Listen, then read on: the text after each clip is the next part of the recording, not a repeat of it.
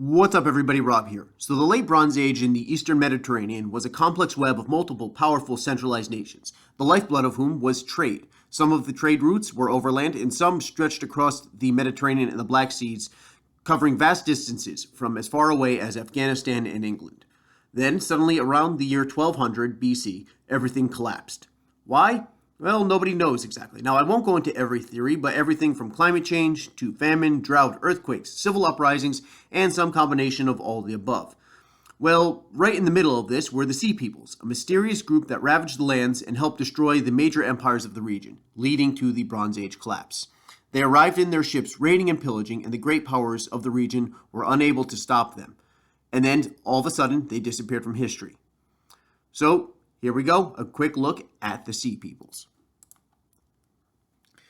So who were the Sea Peoples, where did they come from, and where did they go? Well, nobody is exactly sure.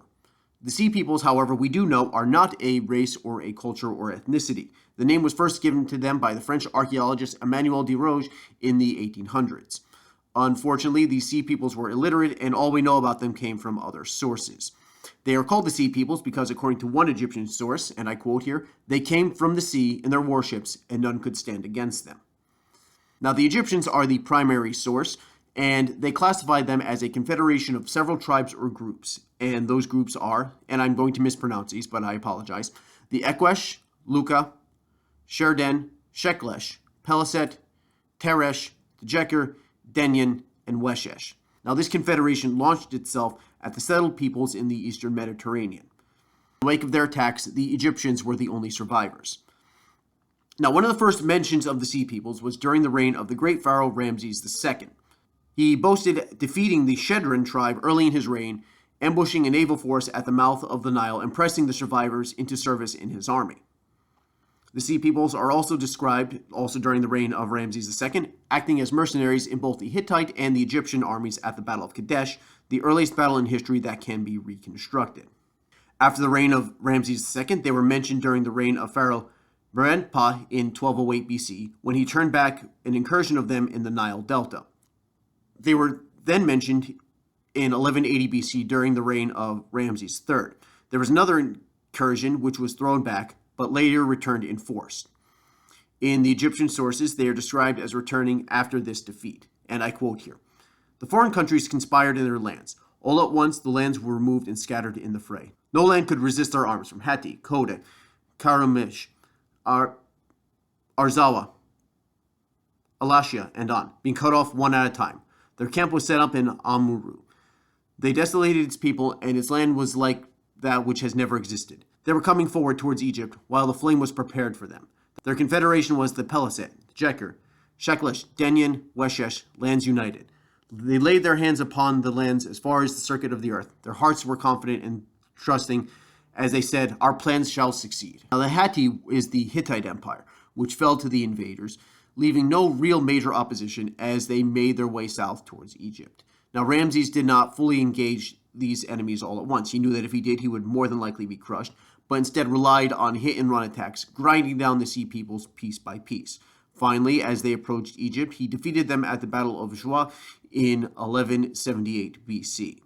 Now, the Egyptians do name the different tribes, but they do not explain further as to their origin, except to say that they are northerners, which is incredibly vague, but at the same time, it does point us in the right direction. Now, by northerner, they more than likely mean they came from Europe, making them likely an Indo-European group. Now, by using linguistic evidence, historians may be able to piece together who they were. Like I said earlier, they were not a unified people, but a confederation coming from all across the Mediterranean, each with their own goals and motivations. So, based on their names and comparing these to ancient place names of locations based on their names and comparing these to the place names of locations throughout the Mediterranean, as well as other linguistic detective work, people who are much smarter than I am and much more vested in this than I am, possibly can point out the locations where the Sea Peoples came from. So here we are, and this is by no means a definitive list. This is very much speculation and subject to debate, and there are multiple alternatives for all the above. So here we go. First off, you have the Denyen. Now, they are probably Greek in origin, and possibly the Danens, which is found in the Iliad and the Odyssey. If you've ever read that, the Greeks are not called the Greeks, they're called the Achaeans more almost exclusively, but occasionally they are referred to as the Danens, and it's possible that the Danyan were these people. Pretty similar right there. The name, it kind of makes sense. There is also some speculation that they might be the biblical tribe of Dan and the Dorians, a migrating group that eventually settled in Greece and were eventually the ancestors of the Spartans. Next up, you have the Equish, which were Achaean, the same group that attacked Troy in the Iliad. Equish, Achaean, okay, kind of makes sense right there. You have the Luca, which were from southern Anatolia. The Sheklesh probably arrived from Sicily. The Sherden probably came from Sardinia. The Teresh were probably the Dardone, basically in Troy, northwest of Turkey. And now it's possible that these were actually refugees, like whatever the actual historical event was that inspired the Iliad, the fall of Troy and everything associated with that. It's possible that the Sea Peoples were refugees from there. It's been speculated, again, who knows. The Weshesh were also Greek, possibly Achaeans, although there were alternatives to all of these. And now, most interestingly, the Peliset, who in all likelihood were Philistines of biblical fame. Recently, Philistine bodies at Ascalon, a Philistine city mentioned numerous times throughout the Bible, had their DNA tested, and it turns out that these individuals were European in origin, particularly Southern Europe, and not native to the region, which would imply a migration of peoples from the Indo-European world into the area, and the time in which these bodies were dated was consistent to that with the Bronze Age collapse and the biblical narrative. Now, there is further evidence found in the biblical narrative. The Philistine champion Goliath engages in single combat, which is very much like you see in the Iliad. It's not really something that happens very much in the ancient world, say Egyptian and Hittite warfare, and the Bible really doesn't have, other than Goliath, of course, David and Goliath, they're really not very big on single combat. But single combat was, if you read the Iliad, that's kind of a very commonplace thing, which would imply that sort of cultural landmark right there. Also, his equipment includes mention of bronze greaves and plumed helmet, which is very similar in artistic depictions of sea peoples in Egyptian sources. And I'm going to leave a link to the paper down below where you can study that. It's a very interesting read. If you want to check that out, please feel free to do so. So the question is, why did they attack the Eastern Mediterranean? Well, nobody's sure. Now, there are many hypotheses. Some are far-fetched, such as being survivors of Atlantis after it sank. Although, hey, you know what? At this point, my mind's open to pretty much anything.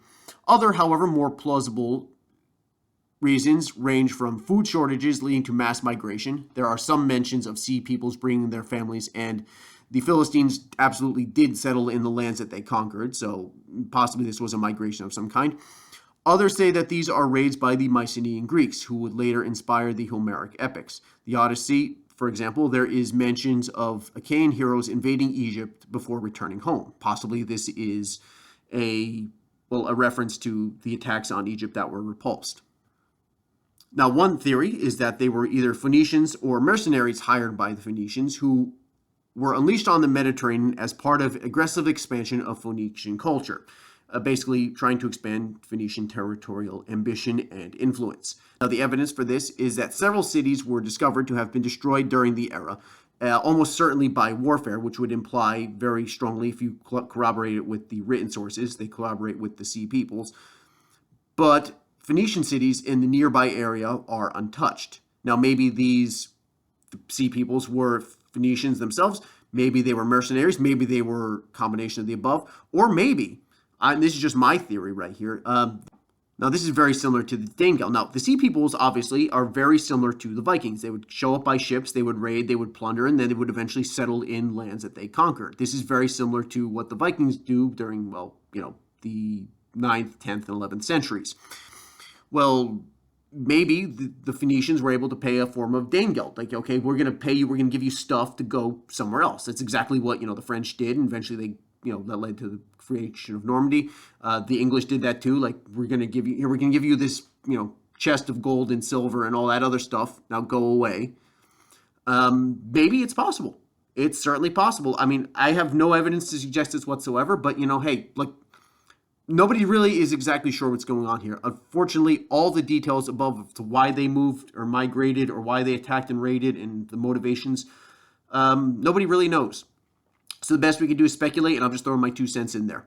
Any case, so what happened to them? Well, nobody knows. As the Bronze Age collapse ended, there was a Dark Age, and sources are limited, and they seem to have disappeared from history, never to be mentioned again afterwards.